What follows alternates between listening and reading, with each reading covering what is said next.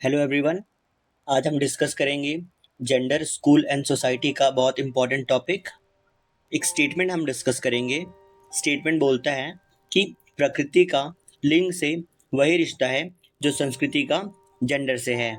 Means nature's relationship with gender is the same as culture's relationship with gender.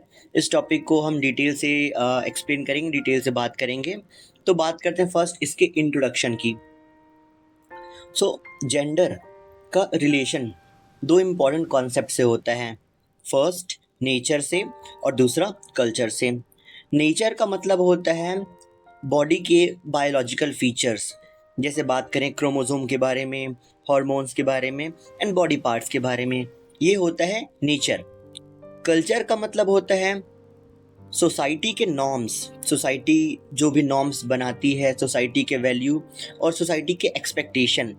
ये questions actually पूछ रहे हैं कि क्या नेचर और कल्चर का जेंडर के साथ संबंध एक जैसा है, रिलेशन एक जैसा है। तो हम दोनों को कंपेयर करेंगे और समझेंगे। फर्स्ट हम डिस्कस करेंगे nature's relationship with gender. Nature का, प्रकृति का जेंडर से क्या रिलेशन है। तो पहले पॉइंट में बात करते हैं।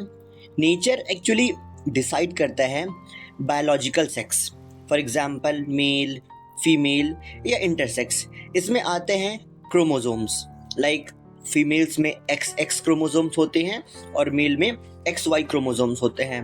बात करें हार्मोन्स के बारे में, तो हार्मोन्स दो टाइप के होते हैं, एक होता है टेस्टोस्टेरोन और दूसरा होता है एस्ट्रोजन। थर्ड पॉइंट में बात करें फिजिकल फीचर की, तो उसमें आपकी आती है voice, body structure and reproductive organs. लेकिन ये सब जेंडर नहीं बनाते, ये सिर्फ बायोलॉजिकल डिफरेंस दिखाते हैं कि दोनों की बॉडी में बायोलॉजिकल डिफरेंस क्या है। एग्जाम्पल, लड़की माँ बन सकती है, ये एक बायोलॉजिकल टर्म है, बायोलॉजिकल एग्जाम्पल है। पर सोसाइटी यह कहना शुरू करती है कि माँ होने की वजह से उसे घर में रहना चाहिए। ये कल्चरल एक्सपेक्टेशन है, एक्चुअली ये कल्चर, ये नेचर का पार्ट है। ओके, सेकंड बात करते हैं cultures relationship with gender. Second point है कल्चर्स रिलेशनशिप विद जेंडर। तो कल्चर जेंडर के साथ स्ट्रॉन्ग और डायरेक्ट रिलेशनशिप बनाता है। फॉर एग्जाम्पल, सोसाइटी बताता है कि लड़का या लड़की कैसे बोले, क्या पहने, क्या काम करे, एक्सेट्रा एक्सेट्रा। तो ये होती है सोसाइटी जो हमको बताती है। ठीक है, फॉर एग्जाम्पल अगर हम बात करें, लड़के रोते नहीं हैं, ये कल्चर का पार्ट है। लड़कियां घर का काम करें, पिंक लड़कियों को पसंद होता है, पिंक कलर। सो हर समय और हर सोसाइटी में जेंडर रोल्स अलग अलग होते हैं, इसलिए कल्चर का जेंडर पर ज़्यादा इम्पैक्ट होता है, ज़्यादा असर होता है और ये ज़्यादा फ्लेक्सिबल और पावरफुल होता है।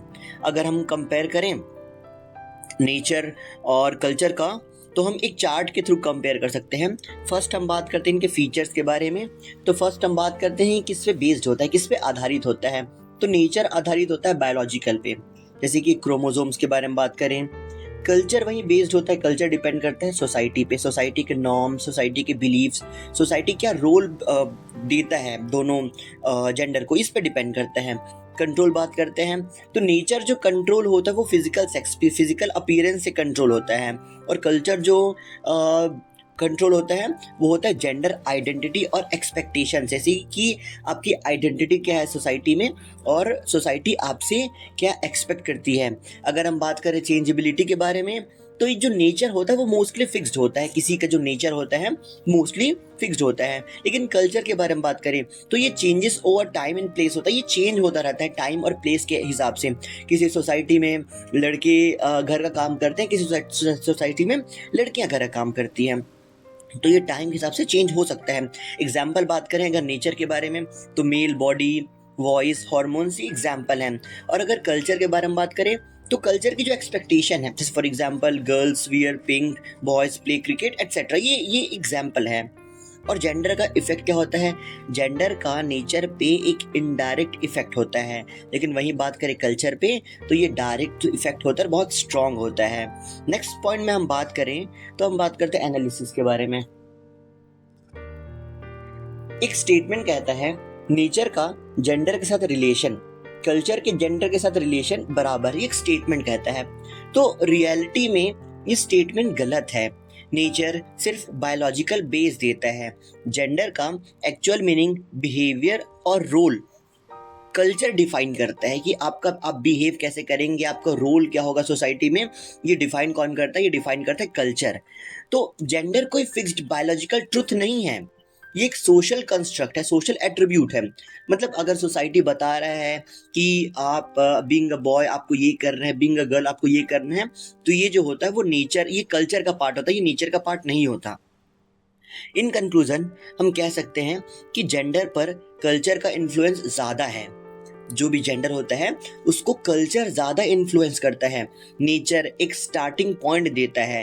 जैसे कि अगर आप बर्थ ले रहे हैं तो आप बता सकते हैं कि ये मेल है या फीमेल है, फिर ट्रांसजेंडर है, बाइनरी, जो भी, ये आपका नेचर डिसाइड करेगा।